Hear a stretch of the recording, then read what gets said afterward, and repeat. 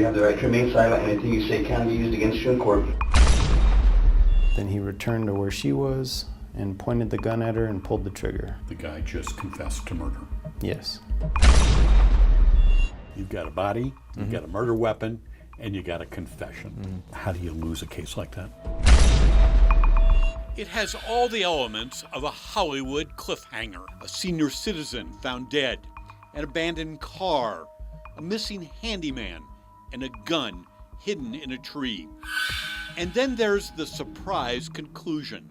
A Perry Mason moment, reminiscent of the 1950s courtroom drama noted for its melodramatic finale. No, Mr. Nichols.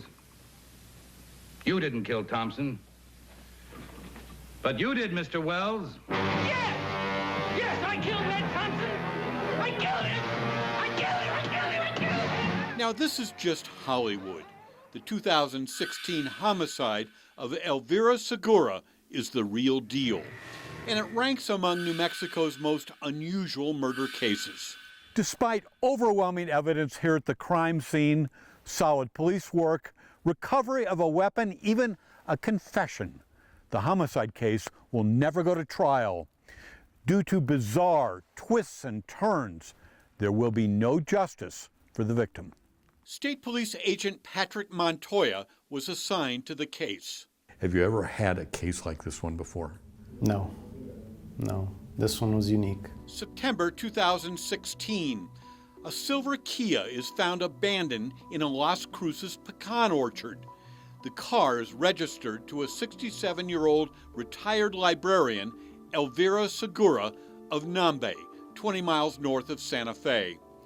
But when officers check on Miss Segura at her northern New Mexico home, they find her dead on the bathroom floor. The deceased person was so decomposed it was hard to tell what exactly had happened to lead to their death. There are reports of a possible witness. Robert Mondrian Powell lived with Segura, where he worked as a handyman, but was now missing. We wanted to find him to find out from him what may have happened to Miss Segura. Investigators learned Mondrian Powell's EBT card was being used at a Las Cruces grocery store. After a brief surveillance, Miss Segura's handyman appeared and agreed to be interviewed. But I do appreciate you coming down and giving us this time, okay? Okay. Do you know what I want to talk to you about? No. Mondrian Powell said 4 years ago he had been homeless. Elvira Segura befriended him and offered a place to stay. But Mondrian Powell claimed the friendship soured. He called her mean and abusive. She was drinking a lot at one time, and she absolutely could not drink. If she started drinking, she would just get absolutely enraged at anything. He said a few weeks ago there was an argument. And then she'd start name-calling, and then she'd get in your face. She liked to poke you with her finger, too. And she was pretty nasty that time. He claims the quarrel escalated when Miss Segura clobbered him with a TV table. And there it comes crashing down on me. Oh, hit my arm and my head, like right there on the top, and then hit my arm. And I was, oh, and she whacked me good too. And I said something to her. I said, you know, that's like assault and battery, Elvira. I don't want you to go to jail. And then she started in again and started hitting me with her fists.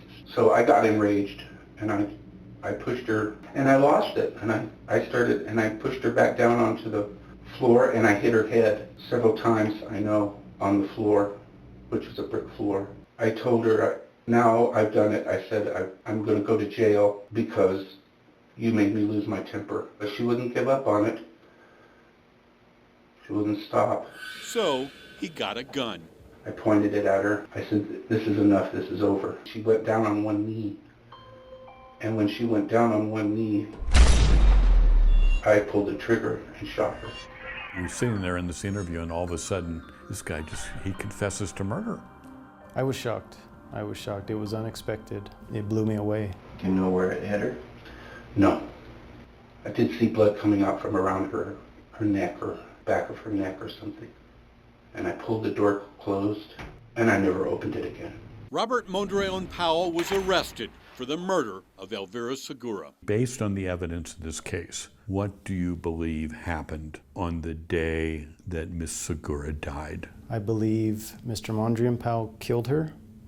I believe he stayed in the home roughly a week, during which time he held a yard sale, and once he scrounged up some cash, he left to Las Cruces. Mondrian Powell led officers to a Las Cruces cemetery where he had stashed the murder weapon in a tree. In December 2016, Mondrian Powell was formally charged in state district court. However, over the next 20 months, progress in the case would be bogged down while attorneys argued over motions, continuances, subpoenas, and witness interviews.